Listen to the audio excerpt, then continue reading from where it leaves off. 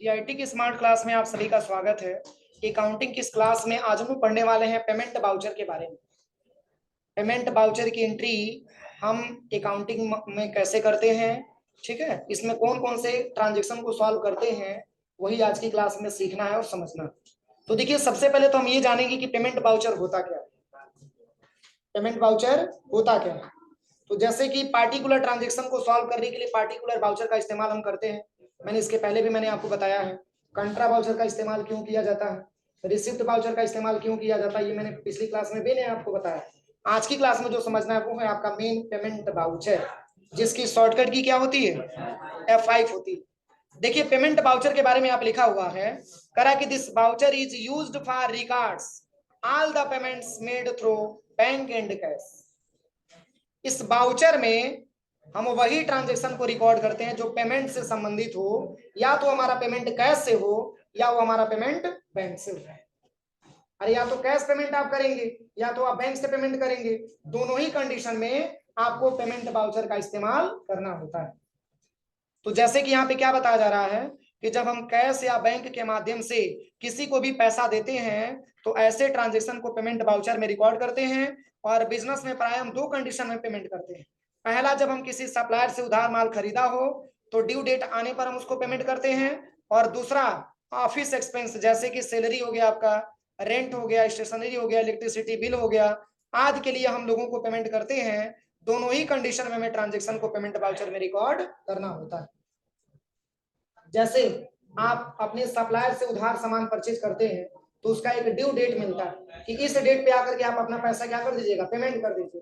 तो due date आने पे या तो आप कैश से पेमेंट करिए या तो आप उसको बैंक से पेमेंट दीजिए, लेकिन ड्यू डेट आने पे पेमेंट देना होता है ना। ऐसे ही जैसे कि मान के चलिए कि आपके ऊपर बिजली का काफी पहले से मतलब बकाया चला रहा है आपके ऑफिस पे, आपके बिजनेस में बिजली का बकाया काफी महीनों से चला आ रहा है, उसको भी तो आप पेमेंट करने जाते हैं, या तो आप बैंक से करिए नहीं तो कैश से करिए।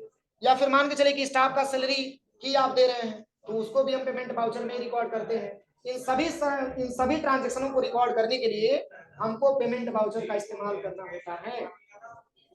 तो पेमेंट बाउचर इस समय जो भी आप लोग कैश बटोर के रखे होंगे ना, वही पेमेंट बाउचर में बांटते चले जाइए।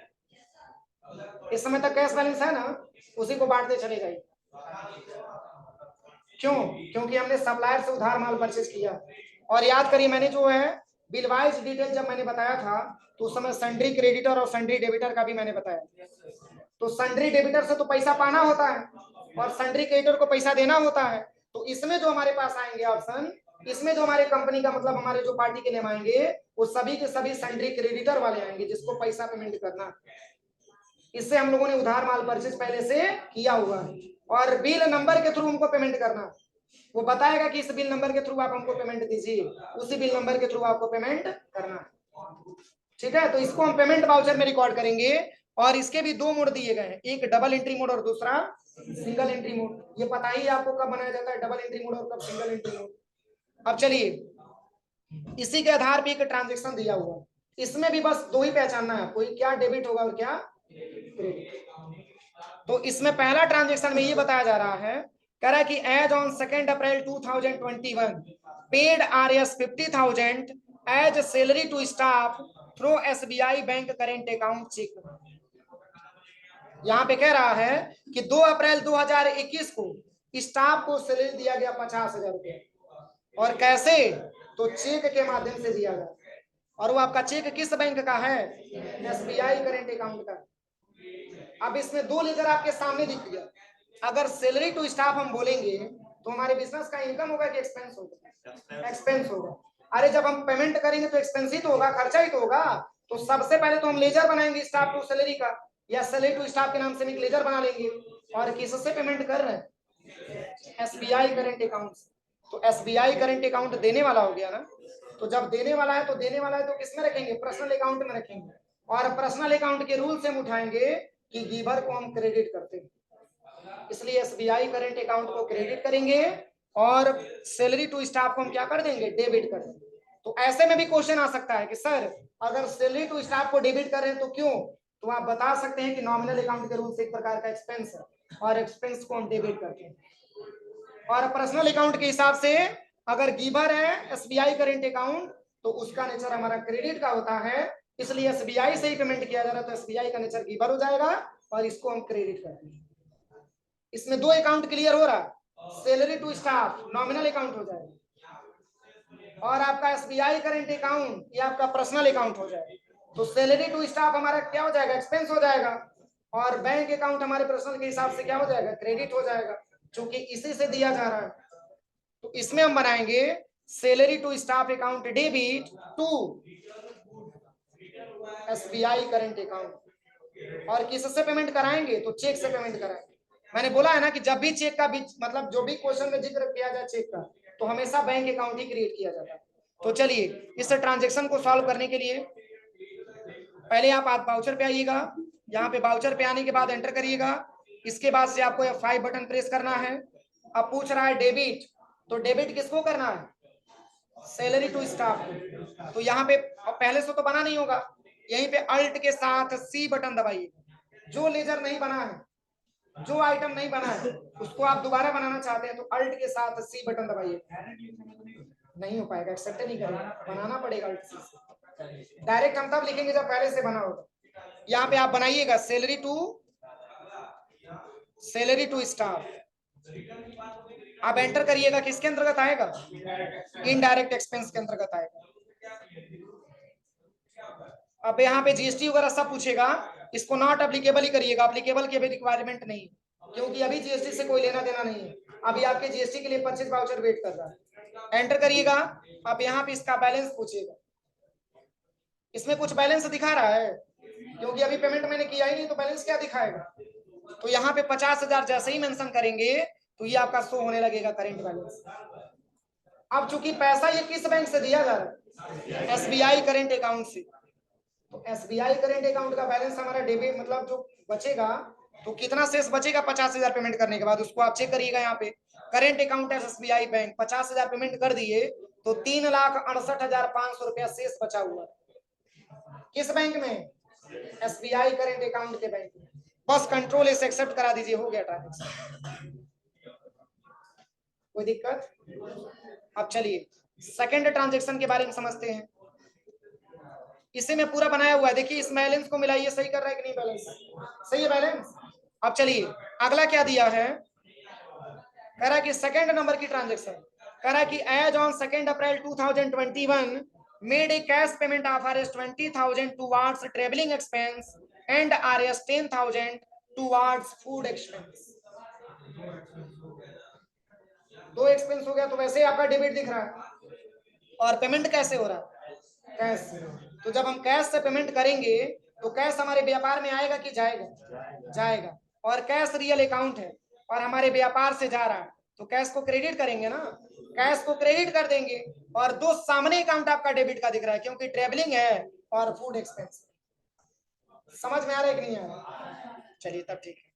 यहाँ पे आ जाइएगा सबसे पहले, और यहाँ पे सबसे पहले पूछा जा रहा है क्या, डेबिट। तो डेबिट किसको करना है, ट्रेवलिंग एक्सपेंस को। तो पहले से तो बना नहीं है, अल्ट के साथ सी बटन दबाइएगा। यहाँ पे आपको टाइप करना है ट्रेवलिंग एक्सपेंस, एंटर करिएगा। और इसके अंतर्गत आएगा इनडायरेक्ट एक्सपेंस। इसको नॉट एप्लीकेबल ही रखिएगा, ध्यान रखिए, ये तो बाद में दिक्कत ना हो ट्रांजेक्शन में, इसको नॉट एप्लीकेबल करिएगा। अब इसका कितना बैलेंस दिया है, 20,000 रुपया। ट्रेवलिंग एक्सपेंस में 20,000 रुपया दिया जा रहा है। क्या करंट बैलेंस कुछ दिखा रहा है, जैसे ही 20,000 लिखेंगे तो ये करंट बैलेंस में शो होने लगे।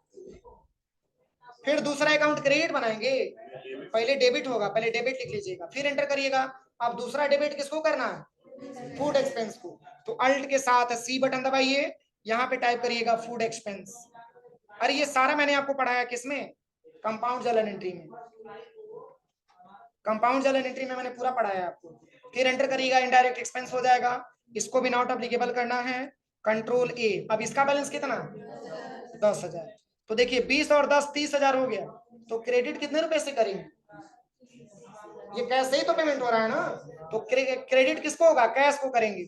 तो कैश का बैलेंस पहले क्या रहा होगा, इस समय 30,000 पेमेंट करने के बाद जो कैश बैलेंस प्रेजेंट में बचा हुआ है 23,25,445 रुपया बचा हुआ है। अरे 23,55,445 आया था, तो 30,000 मैंने पेमेंट कर ही दिया, तो शेष कितना बचा है, 23,25,445 रुपया। देखिए मैच कर रहा है, बस कंट्रोल से एक्सेप्ट करा दीजिए, हो गया ट्रांजेक्शन। सर एक ही में नहीं बना सकते क्या ट्रैवलिंग एक्सपेंस और फूड एक्सपेंस? नहीं, लेजर अलग अलग है ना, लेजर अलग अलग बनाएंगे उसका। अब चलिए अगला क्या दिया है, मोड चेंज करके बना सकते हैं, सिंगल एंट्री मोड में भी कर सकते हैं, कोई दिक्कत नहीं। सिंगल एंट्री मोड बताना पड़ेगा, बता दे, चलिए ठीक है बता दे रहे हैं। चलिए इस ट्रांजेक्शन को पहले हम डिलीट कर दे रहे हैं। कौन सा था, डिस्प्ले डेबो, और यहाँ से कौन सा ट्रांजेक्शन है,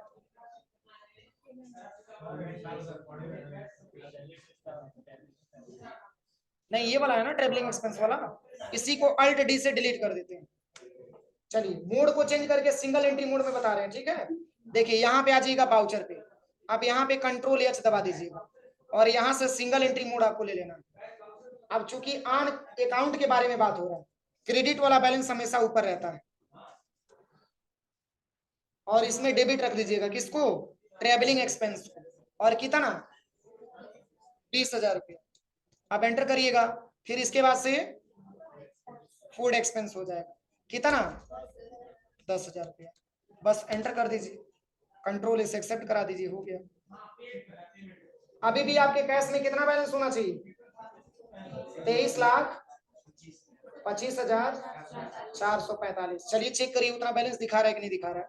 control H, double entry mode, यहाँ पे आप क्रेडिट करिए, डेबिट करिए कैश को, सॉरी कैश को करना है ना, यहाँ पे आप कैश लीजिए, देखिए कितना दिखा रहा है, हो गया। तो सिंगल में भी कर सकते हैं और डबल में भी कर सकते हैं, दोनों ऑप्शन आपके सामने दिया हुआ है, ठीक है ना। लेकिन मल्टीपल के लिए, अब ये नहीं कि सिंगल के लिए कर लीजिए, तब नहीं हो पाएगा, मल्टीपल जब हो तभी।